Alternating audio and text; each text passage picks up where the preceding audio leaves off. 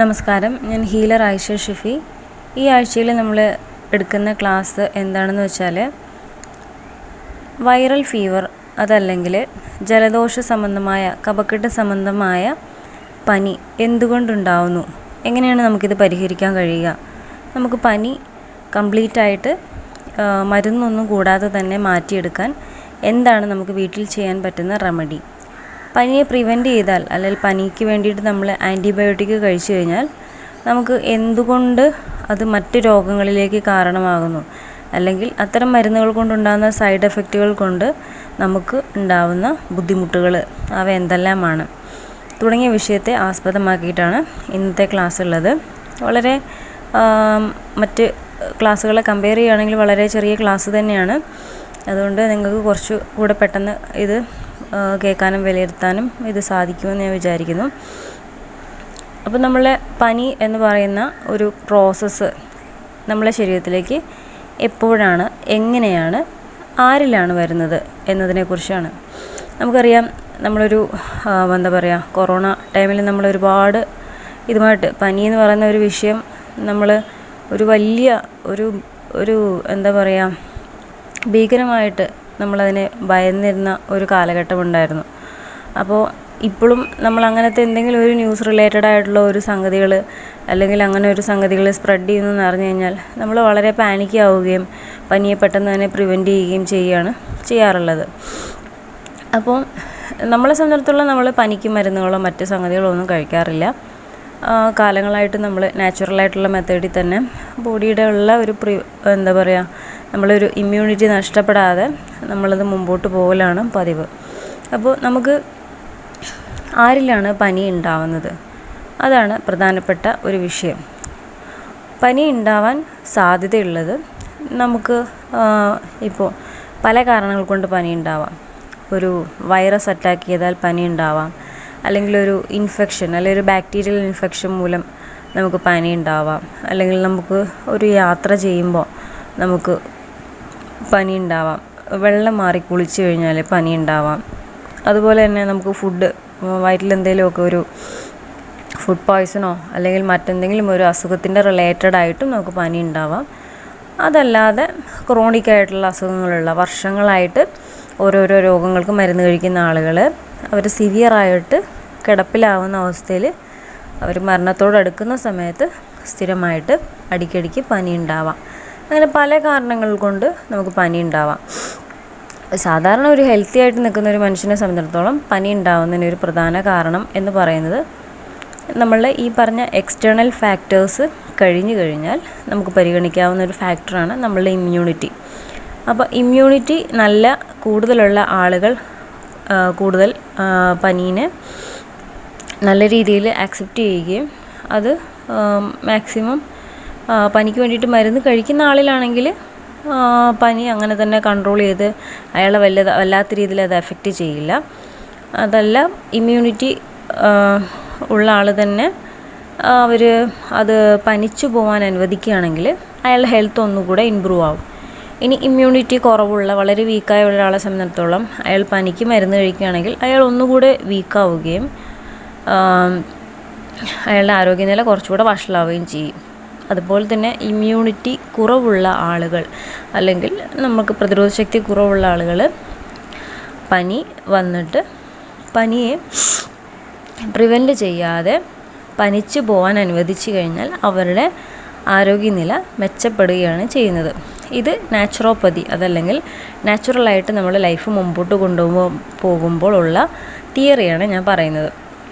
ഇത് നമ്മൾ എവിടെ എഴുതി വെച്ചിട്ടുള്ള സംഗതിയല്ല, നമ്മളുടെ ലൈഫ് എക്സ്പീരിയൻസിൽ നിന്നും നിങ്ങൾക്ക് ഷെയർ ചെയ്യുന്ന കുറച്ച് സംഗതികളാണ്. അപ്പോൾ നിങ്ങളിത് പ്രാക്ടിക്കലായിട്ട് നിങ്ങൾക്കത് ഫോളോ ചെയ്യാൻ കഴിയുന്നുണ്ടെങ്കിൽ നിങ്ങൾക്ക് നിങ്ങളുടെ ഹെൽത്തും ഉണ്ടാവും, അതുപോലെ തന്നെ നിങ്ങൾക്ക് കുറേ ഫിനാൻഷ്യലായിട്ട് പ്രോഫിറ്റ് ഉണ്ടാവും. അപ്പോൾ അതുകൊണ്ട് പനി എന്ന് പറയുന്ന സംഗതിയെ നമ്മൾ ഭീകരമായിട്ട് ഒന്നും വിചാരിക്കേണ്ട ആവശ്യമില്ല. അത് നമുക്ക് എന്താ പറയുക, ദൈവം നൽകുന്ന ഒരു വലിയൊരു അനുഗ്രഹമാണ് എന്ന് തന്നെ പറയാം. അപ്പോൾ ഇമ്മ്യൂണിറ്റി കുറവുള്ള, നമ്മൾ കൊറോണ ടൈമിൽ നമ്മൾ ഒരുപാട് കേട്ടിരുന്നു, ഇമ്മ്യൂണിറ്റി കുറവുള്ള ആളുകളെ വളരെ പെട്ടെന്ന് കൊറോണ എഫക്റ്റ് ചെയ്യുകയും അവർ മരണത്തിന് കീഴടങ്ങുകയൊക്കെ ചെയ്യുന്നുണ്ട്. മറ്റ് അസുഖങ്ങളില്ലാത്തവരാണെങ്കിൽ പോലും അവർ ഇമ്മ്യൂണിറ്റി കുറവാണെങ്കിൽ അവർക്ക് പെട്ടെന്ന് അസുഖങ്ങളുണ്ടാവുന്നു.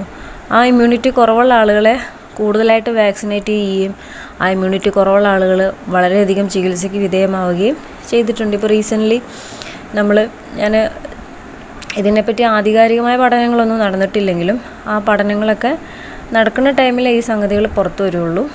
അപ്പോൾ ഇപ്പോൾ റീസെൻ്റ്ലി നമുക്കറിയാം ഒരുപാട് ആളുകൾ ഗൾഫിലും നമ്മളുടെ നാട്ടിലുമൊക്കെ ആയിട്ട് ഇപ്പോൾ ഒരു 40 എബോവ് ഒരുപാട് ആളുകൾ മരണപ്പെട്ടിരുന്നു ഹൃദയാഘാതവുമായിട്ട് ബന്ധപ്പെട്ട്. ഇതിനെ സംബന്ധിച്ചുള്ള പഠനം നടക്കുകയും വർഷങ്ങൾക്ക് ശേഷം ഇത് ഇന്നൊരു വാക്സിൻ്റെ എഫക്റ്റ് മൂലമാണ് ഇന്നത് ഉണ്ടായത്, അല്ലെങ്കിൽ ഇന്നൊരു മരുന്നിൻ്റെ എഫക്റ്റ് മൂലമാണ് ഇത് ഇങ്ങനെ സംഭവിച്ചത് എന്ന് പറയുമ്പോഴത്തേക്കും ആ ഒരു ജനറേഷൻ അവിടെ കടന്നു പോയിട്ടുണ്ടാവും. പിന്നെ അതിനെപ്പറ്റി കെയർ ചെയ്യാൻ വേണ്ടിയിട്ട് ആ ജനറേഷൻ ഉണ്ടാവില്ലല്ലോ. അപ്പം ഞാൻ പറഞ്ഞു വരുന്നത് എന്താണെന്ന് വെച്ചാൽ, നമ്മൾ പ്രതിരോധ ശക്തിയെ പറ്റിയാണ് ഞാൻ പറഞ്ഞു വരുന്നത്. പ്രതിരോധ ശക്തി കുറവുള്ള ആളുകൾക്ക് ഇത്തരത്തിലുള്ള പനികളെല്ലാം ഈസിലി അറ്റാക്ക് ആവും. അപ്പോൾ ആർക്കാണ് പനി വരുന്നത് എന്ന് പറഞ്ഞു, നമ്മൾ ഈ പലതരം സാഹചര്യങ്ങളിലൂടെ പനി വരുന്നു എന്നും പറഞ്ഞു. അപ്പോൾ ഈ പനികളെ നമ്മൾക്ക് നിയന്ത്രിച്ചു കഴിഞ്ഞാൽ നമുക്ക് ചില പ്രത്യേക അസ്വസ്ഥതകൾ, അതായത് നമ്മളറിയാത്ത ചില ഇംബാലൻസുകൾ ശരീരത്തിൻ്റെ ഉള്ളിൽ രൂപപ്പെടുന്നതായിരിക്കും. ആദ്യമായി തന്നെ നമ്മളുടെ ശരീരത്തിലെ പനി എന്ന് പറയുന്നത്, അലോപ്പതി തിയറി അനുസരിച്ച് പനി എന്ന് പറയുന്നത് ഒരു രോഗമാണ്, ഒരു പ്രശ്നമുള്ളൊരു സംഗതിയാണ്. പനി വന്നാൽ ആളുകൾക്ക് അത് സഹിക്കാൻ വയ്യ. അത് സ്റ്റുഡൻറ്റ് ലെവലിലായിക്കോട്ടെ, എംപ്ലോയീസ് ആയിക്കോട്ടെ, അതല്ലെങ്കിൽ നമ്മളുടെ പ്രായമുള്ളവരായിക്കോട്ടെ, ചെറിയ ജനറേഷനിലുള്ള കുട്ടികളായിക്കോട്ടെ, ആരും ആയിക്കോട്ടെ, ആർക്കും പനിയോ ജലദോഷമോ ഒന്നും സഹിക്കാൻ ഒരു ക്ഷമയില്ല, അവർക്ക് പേടിയാണ്. അപ്പോൾ എന്ത് ചെയ്യും, എല്ലാ ടൈപ്പിലുള്ള ആളുകളും പനിക്ക് വേണ്ടിയിട്ട് വളരെ ചിലവ് കുറഞ്ഞൊരു സാധനമാണ് ഒരു പാരസെറ്റമോൾ വാങ്ങി കഴിക്കുക എന്നുള്ളത്. അപ്പോൾ അതുകൊണ്ട് ആ ഒരു സംഗതിയിൽ ഡിപ്പെൻഡ് ചെയ്ത് 2-3 ദിവസം കൊണ്ട്, ഒരു ദിവസം കൊണ്ട് തന്നെ പനി കൺട്രോൾ ആവുകയും ഒരാഴ്ച കൊണ്ട് തന്നെ അവർക്ക് ജലദോഷത്തിൻ്റെ മൂക്കടപ്പും മറ്റ് സംഗതികളൊക്കെ മാറുകയും ചെയ്യുന്നു. ഇവർക്ക് തന്നെ വീണ്ടും പനി ഉണ്ടാവാറുണ്ട്. അപ്പോൾ അതിന് വേറെ കാരണങ്ങളുണ്ട്. അപ്പോൾ ഇതാണ് സാധാരണഗതിയിൽ നടന്നു വരുന്നത്. ശരിക്കും നമുക്ക് പനി ശരീരത്തിൻ്റെ ഒരു പോസിറ്റീവാണ്, അല്ലെങ്കിൽ ഒരു അനുഗ്രഹമാണ് എന്ന് പറയുന്നതിനുള്ള കാരണം എന്താണെന്ന് നിങ്ങൾക്ക് അറിയാമോ? അല്ലെങ്കിൽ പനി വരുന്ന സമയത്ത് നമ്മുടെ ശരീരത്തിനുള്ളിൽ എന്താണ് നടക്കുന്നത് നിങ്ങൾ എപ്പോഴെങ്കിലും ചിന്തിച്ചിട്ടുണ്ടോ? അതായത് പനി എന്ന് പറഞ്ഞ പ്രതിഭാസത്തിൽ നമുക്കറിയാം, പനി വരുന്ന സമയത്ത് നമ്മളുടെ ശരീരം മുഴുവൻ ചൂടാകും. അതുപോലെ തന്നെ അതുമായിട്ട് ബന്ധപ്പെട്ട് ജലദോഷമായിട്ട് ബന്ധപ്പെട്ടുള്ള സംഗതികളാണെങ്കിൽ നമുക്ക് മൂക്കൊലിപ്പുണ്ടാവും, നമുക്ക് കഫക്കെട്ടുണ്ടാവും, അതുപോലെ തന്നെ ചുമയുണ്ടാവും, അതുപോലെ തന്നെ നല്ല തലവേദന ഉണ്ടാവും, നടുവിൻ്റെ ഭാഗത്ത് വേദന ഉണ്ടാവും, ശരീരമാസകലം നമുക്ക് വേദനകളുണ്ടാവും. അപ്പോൾ നമ്മൾക്ക് സ്വാഭാവികമായിട്ട് നമുക്ക് റെസ്റ്റ് എടുക്കാനായിട്ട് നമുക്ക് തോന്നും, നമ്മൾ കംപ്ലീറ്റ്ലി ബെഡ് റിഡൻ ആവും. നമ്മൾ ബെഡിൽ തന്നെ ആവും. നമ്മൾ ഒരു 1 ഡേ എങ്കിലും അറ്റ്ലീസ്റ്റ് നമ്മൾ നല്ല രീതിയിൽ പനിച്ച് കിടക്കേണ്ട ഒരു അവസ്ഥ വരും. നമ്മൾ അറിഞ്ഞോ അറിയാതെ നമ്മൾ റെസ്റ്റ് എടുത്ത് പോവുകയാണ് ചെയ്യുന്നത്. എത്ര വർക്കുള്ളവരും ലീവ് എടുത്തിട്ട് അത് റെസ്റ്റ് എടുത്ത് പോവുകയാണ് ചെയ്യുന്നത്. ടാബ്ലറ്റ് കഴിച്ചാലും അവർ റെസ്റ്റ് എടുക്കുന്നുണ്ട്. അപ്പോൾ എങ്ങനെയാണ് നമുക്ക് പനി വരുമ്പോൾ നമുക്കുണ്ടാകുന്ന അവസ്ഥകൾ? ഈ പറഞ്ഞ രോഗലക്ഷണങ്ങൾ ഉണ്ടാവുന്നതിനോടൊപ്പം തന്നെ നമുക്കുള്ള ഒരു പ്രത്യേക സംഗതിയാണ് വായിൽ കയ്പ്പ് രുചി ഉണ്ടാവുക എന്നുള്ളത്. നമ്മൾ ആരും ശ്രദ്ധിക്കാത്തൊരു സാധനമാണ്.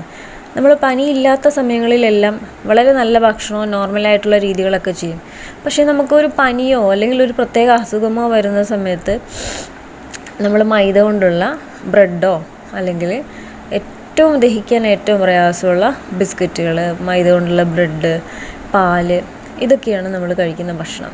അപ്പോൾ നമ്മൾ ഏറ്റവും പ്രധാനമായിട്ടും അവോയ്ഡ് ചെയ്യേണ്ട ഒരു സാധനമാണ് പനി വരുന്ന സമയത്ത് ദഹിക്കാൻ പ്രയാസമുള്ള, പ്രത്യേകിച്ച് പാല് പോലുള്ള ദഹിക്കാൻ പ്രയാസമുള്ള സംഗതികൾ ഒഴിവാക്കുക എന്നുള്ളത്. അപ്പോൾ പനി വരുന്ന സമയത്ത് നമുക്ക് കയ്പ്പ് രുചി എന്തിനാണ് നമുക്ക് ദൈവം തരുന്നത്? കയ്പ്പ് രുചി തരുന്നത്, നീ ദയവ് ചെയ്ത് കഴിക്കല്ലേ, ഭക്ഷണം കഴിക്കാതിരിക്കാൻ വേണ്ടിയിട്ട് നമുക്ക് ശരീരം തരുന്ന ഒരു സിമ്പലാണ് കയ്പ്പ് രുചി. അപ്പോൾ നമ്മൾ അതിനെ പരിഗണിച്ചുകൊണ്ട് ഭക്ഷണം കംപ്ലീറ്റ്ലി അവോയ്ഡ് ചെയ്യണമെന്നല്ല പറഞ്ഞത്. നമുക്ക് ആ സമയത്ത് വിശപ്പ് എപ്പോഴാണോ അനുഭവപ്പെടുന്നത് ആ സമയത്ത് ഒരല്പം വളരെ ക്വാണ്ടിറ്റി കുറച്ചിട്ട് കഞ്ഞി വേണമെങ്കിൽ കുടിക്കാം.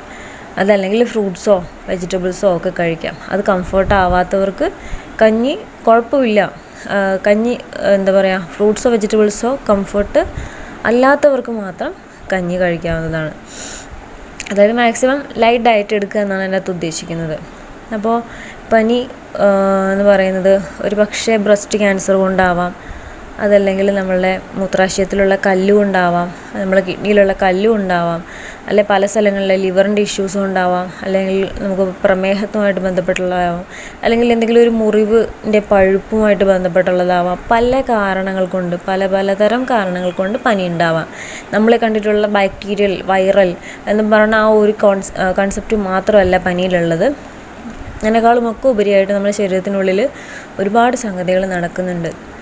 നാച്ചുറലായിട്ട് അത്തരം ശരീരത്തിന് വേണ്ടാത്ത സംഗതികളെ റിമൂവ് ചെയ്യുന്നതിൻ്റെ ഭാഗമായിട്ട് ശരീരം എടുക്കുന്ന ഒരു പ്രതിരോധ മാർഗ്ഗമാണ്. ഒരു പ്രതിരോധമായിട്ട് നമ്മുടെ ശരീരത്തിനകത്തുള്ള വേസ്റ്റിനെ റിമൂവ് ചെയ്യാൻ വേണ്ടിയിട്ട് ശരീരം പ്രിപ്പയർ ആവുന്ന ഒരു പ്രധാനപ്പെട്ട പ്രതിരോധ ശക്തിയുടെ ഒരു ലക്ഷണമായിട്ടാണ് നമ്മൾ പനിയെ പ്രതിനിധീകരിക്കുന്നത്.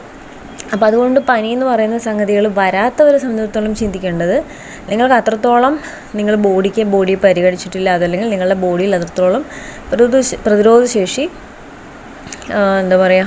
കുറവാണ്, അതല്ലെങ്കിൽ നിങ്ങളുടെ ശരീരത്തിൽ അത്രയും വേസ്റ്റുകൾ അടിഞ്ഞു കിടപ്പുണ്ടെന്നാണ്. പനി വരികയാണ് ഒരു നാച്ചുറലായിട്ടുള്ള ഒരു പ്രതിരോധ ശേഷിയുള്ള അതല്ലെങ്കിൽ ഹെൽത്തി ആയിട്ടുള്ള ഒരു ബോഡിയുടെ ലക്ഷണം. ഇടയ്ക്കെങ്കിലും ഒന്ന് പനിക്കുക എന്നുള്ളതാണ്. പനിക്കാത്ത ഒരാളെ സംബന്ധിച്ചിടത്തോളം അവർ അത്തരത്തിലുള്ള അവരുടെ ശരീരത്തിനകത്തുള്ള വേസ്റ്റിനെ ഏതൊക്കെയോ മാർഗത്തിലൂടെ പലതരത്തിൽ സപ്രസ് ചെയ്യുന്നുണ്ട് എന്നുള്ളതാണ് അതിൻ്റെ ഒരു അർത്ഥം. ഞാൻ പറയുന്ന എല്ലാ സംഗതികളും നിങ്ങൾക്ക് മനസ്സിലാവണമെന്നൊന്നുമില്ല, പക്ഷെ മനസ്സിലാവുന്ന സംഗതികൾ നിങ്ങൾക്ക് ഉപകാരപ്പെടും. അതെന്തായാലും നിങ്ങളുടെ ലൈഫിൽ എന്തായാലും നിങ്ങൾക്ക് ഉപകാരപ്പെടുമെന്നുള്ളതിൽ യാതൊരു സംശയവുമില്ല. അതുകൊണ്ട് പനി എന്ന് പറഞ്ഞ പ്രതിഭാസത്തിൽ നമുക്കറിയാം ശരീരം മുഴുവൻ ആസകലം ചൂടാകും. അതായത് നമ്മളെ തല മുതൽ നമ്മളുടെ നടുവ് വരെ എന്ന് പറഞ്ഞാൽ എന്താണ്? നമ്മൾ സ്പൈനൽ കോഡ് എവിടെയാണ് ആരംഭിക്കുന്നത്? നമ്മുടെ സ്പൈനൽ കോഡ് നമ്മളുടെ C1, അതായത് നമ്മളുടെ തലച്ചോറിൻ്റെ പുറകിലുള്ള തലച്ചോറ് മുതൽ സുഷുമ്നാ നാഡി വരെയാണ് നമ്മളുടെ ഈ സ്പൈനൽ കോഡ് എന്ന് പറയുന്ന സാധനം സ്ഥിതി ചെയ്യുന്നത്. അപ്പോൾ അതിനകത്തുനിന്ന് ഒരു 100,000 നമുക്ക് കണക്ഷൻസ് ശരീരത്തിൻ്റെ എല്ലാ ഭാഗത്തിലേക്കും പോകുന്നുണ്ട്. മുകളിൽ നിന്നും കോക്കിക്സ് വരെ ഏറ്റവും താഴെ വരെ നമ്മളുടെ എല്ലാ ഭാഗത്തിലേക്കും, നമ്മളുടെ കാലിലേക്കും കൈകളിലേക്കും നമ്മളുടെ ചെസ്റ്റിലേക്കും നമ്മളുടെ എല്ലാ അവയവങ്ങളിലേക്കും ആവേഗങ്ങളെ എത്തിക്കുന്ന പ്രത്യേക തരത്തിലുള്ള നാഡീഞരമ്പുകൾ അവിടെയെല്ലാം സ്ഥിതി ചെയ്യുന്നുണ്ട്. നമ്മളുടെ ഒരു നട്ടെല്ലാണ് അതിനെ ഒരു കവർ ചെയ്യുന്നൊരു ഒരു ഏരിയ ആയിട്ട് നിലനിൽക്കുന്നെങ്കിൽ പോലും ഇത്തരം സിഗ്നൽ കമ്മ്യൂണിക്കേഷൻസിനെല്ലാം അവിടെ കൺട്രോൾ ചെയ്യുന്നത് നമ്മളുടെ ഈ സെൻട്രൽ നെർവൽ സിസ്റ്റമാണ്. അപ്പോൾ ഈ സിസ്റ്റത്തിലാണ് യഥാർത്ഥത്തിൽ മെയിൻലി പനി വരുന്നത്. ഏതെല്ലാം അവയവങ്ങളിൽ പ്രശ്നങ്ങൾ ഉണ്ടായിട്ട് പനി വന്നാലും, അല്ലെങ്കിൽ എന്തെങ്കിലും വൈറലോ ബാക്ടീരിയലോ എന്ത് തരത്തിലുള്ള അറ്റാക്ക് വന്നാലും ഈ പനിയുടെ പ്രോസസ്സുകൾ മുഴുവൻ നടക്കുന്നത് ഈ സെൻട്രൽ നെർവൽ സിസ്റ്റത്തിലായിരിക്കും മുഴുവൻ നടക്കുന്നത്. അപ്പോൾ അതുകൊണ്ട് നമ്മൾ ആ സമയത്ത് കംപ്ലീറ്റ്ലി റെസ്റ്റ് എടുക്കേണ്ടത് അത്യാവശ്യമാണ്. അപ്പോൾ നമ്മളുടെ ഈ പനി വരുന്ന സമയത്ത് നമ്മളുടെ തല മുതൽ നമുക്കറിയാം നമ്മളെ ഹെഡ് നന്നായിട്ട് ചൂടാവാറുണ്ട്. അതുപോലെ തന്നെ നമുക്ക് നടുവേദന അനുഭവപ്പെടാറുണ്ട്. ശരീരത്തിൻ്റെ പല ഭാഗങ്ങളിലും വേദന അനുഭവപ്പെടാറുണ്ട്. എന്തുകൊണ്ടാണ് ഈ വേദന ഉണ്ടാവുന്നത്? പനി ഉണ്ടാകുമ്പോൾ നമ്മുടെ ശരീരത്തിൽ എന്തിനാണ് വേദന ഉണ്ടാവുന്നത്? നമ്മുടെ ശരീരത്തിനകത്ത് പല സ്ഥലങ്ങളിലും നമുക്ക് വേണ്ടാത്ത പല സംഗതികളും കെട്ടിക്കിടക്കുന്നുണ്ട്, വേസ്റ്റുകൾ. അത് നമ്മളെ റെസ്റ്റ് എടുക്കാത്ത ഒരു ബോഡീനെ സംബന്ധിച്ചിടത്തോളം അവർ ഒരു വീക്ക് ഓഫ് അല്ലെങ്കിൽ അവരുടെ ശരീരത്തിന് ഒരു റെസ്റ്റ് എടുക്കേണ്ടത് ശരീരത്തിന് ആവശ്യമാണെന്ന് ശരീരത്തിന് തോന്നുന്ന പക്ഷം അത് ഒരു വൈറൽ ഫീവറായിട്ടോ അല്ലെങ്കിൽ മറ്റെന്തെങ്കിലുമായിട്ടോ ശരീരത്തിന് അവർ ഈ പനിയെ നൽകുന്നു. അതന്മൂലം റെസ്റ്റ് എടുക്കുന്ന ബോഡിയിൽ ഈ റിക്കവറി പ്രോസസ്സ് നടക്കുന്നതിൻ്റെ ഭാഗമായിട്ട് ശരീരത്തിനകത്തുള്ള വേസ്റ്റ് സെൽസ് എവിടെയാണോ നമ്മുടെ ശരീരത്തിന് വേണ്ടാത്ത വേസ്റ്റ് സെൽസ് അടിഞ്ഞു കൂടിയിരിക്കുന്ന ആ സംഗതികളെ റിക്കവർ ചെയ്യുന്നതിൻ്റെ ഭാഗമായിട്ട് നമുക്ക് പർട്ടിക്കുലർ ഏരിയയിൽ നമുക്ക് വേദനകൾ അനുഭവപ്പെടുന്നു. ഒന്നുകൂടെ അക്യുപങ്ക്ചറിൻ്റെ ഭാഷയിൽ പറയുകയാണെങ്കിൽ നമ്മൾ എനർജി ബ്ലോക്കുകൾ ഉണ്ടാകുന്ന ഭാഗങ്ങളിൽ എനർജി എല്ലാം ആ എനർജി പാത്തുകളെല്ലാം ക്ലിയർ ചെയ്യുന്നു എന്നുള്ളതാണ് അതിൻ്റെ അർത്ഥം. അപ്പോൾ നമുക്ക് ഈ ടോപ്പ് ടു ബോട്ടം നമ്മളുടെ തല മുതൽ നമ്മളെ ഈ നെർവൽ സിസ്റ്റം വരെ ചൂടായി നിൽക്കുകയാണ്. നമുക്കറിയാം നമ്മളുടെ ടെമ്പറേച്ചർ ഒരു 100 ഡിഗ്രി വന്നു കഴിഞ്ഞാൽ നമ്മൾ ഒരിക്കലും വെയിറ്റ് ചെയ്യില്ല. നമ്മളെന്തായാലും നമ്മൾ ഡോക്ടറെ അടുത്ത് പോവും. നമ്മൾ ആ പനീനെ മസ്റ്റായിട്ടും ഒരു 90 എബോവ് വന്നു കഴിഞ്ഞാൽ നമ്മൾ എന്തായാലും കൺട്രോൾ ചെയ്തിരിക്കും. അപ്പോൾ അങ്ങനെ ചെയ്തു കഴിഞ്ഞാൽ നമ്മളെ ശരീരത്തിൽ എന്താ സംഭവിക്കുന്നത്? അതുകൊണ്ടാണ് ഞാൻ പറഞ്ഞത്, നമ്മൾ ഈ പനിയെ കൺട്രോൾ ചെയ്ത് കഴിഞ്ഞാൽ നമുക്ക് ക്യാൻസർ വരെ ഉണ്ടാവും. നമുക്ക് എവിടെയോ കിടക്കുന്ന, അതല്ലെങ്കിൽ നമ്മളെ പ്രോസ്ട്രേറ്റിൽ അടിഞ്ഞുകൂടിയിരിക്കുന്ന, അല്ലെങ്കിൽ നമ്മളെ മൂത്രാശയത്തിൽ അടിഞ്ഞുകൂടിയിരിക്കുന്ന ഒരു വേസ്റ്റിനെ റിമൂവ് ചെയ്യാൻ, അല്ലെങ്കിൽ നമ്മളെ യൂട്രസിൽ അടിഞ്ഞുകൂടിയിരിക്കുന്ന ഒരു ക്യാൻസറിന് കാരണമാകാൻ സാധ്യതയുള്ള ഒരു ഒരു മുഴയെ റിമൂവ് ചെയ്യാൻ വേണ്ടിയിട്ട് ശരീരം ശ്രമിക്കുന്നതിൻ്റെ ഭാഗമായിട്ട് ആ വ്യക്തിക്ക് പനി ഉണ്ടാവുന്നു. ആ പനിച്ചു പോവുകയാണെങ്കിൽ ആ സംഗതികൾ അവിടെ തീരുമായിരുന്നു. പക്ഷെ നമ്മൾ ആ പനിയെ കൺട്രോൾ ചെയ്യുകയാണെങ്കിൽ ഒരിക്കലും ആ പോവേണ്ട സംഗതികൾ എന്താണോ, ആ വേസ്റ്റ് എന്താണോ, അതൊരിക്കലും പോകാതെ അവിടെ നിൽക്കുന്നു. ഓക്കെ, തന്മൂലം ആ വ്യക്തിക്ക് ആ അസുഖം കംപ്ലീറ്റ്ലി മാറില്ല. അൾട്ടിമേറ്റ്ലി ആ പ്രശ്നം അവിടെ കിടന്ന് അത് ക്യാൻസർ ആവുക തന്നെയാണ് ചെയ്യുക. ഇവിടെ മരുന്നുകൾ കഴിക്കുന്നത് കൊണ്ട് നമുക്കുണ്ടാകുന്ന സൈഡ് എഫക്റ്റുകൾ, തീർച്ചയായിട്ടും പനിയുടെ മരുന്നുകൾ കഴിക്കുന്ന ആളുകളിൽ അപസ്മാരം ഉണ്ടാകുന്നു, അതുപോലെ തന്നെ കിഡ്നി ഫെയിലിയേഴ്സ് ഉണ്ടാകുന്നു, ഒരുപാട് മറ്റ് അവയവങ്ങളെ അതായത് ബാധിക്കുന്നു.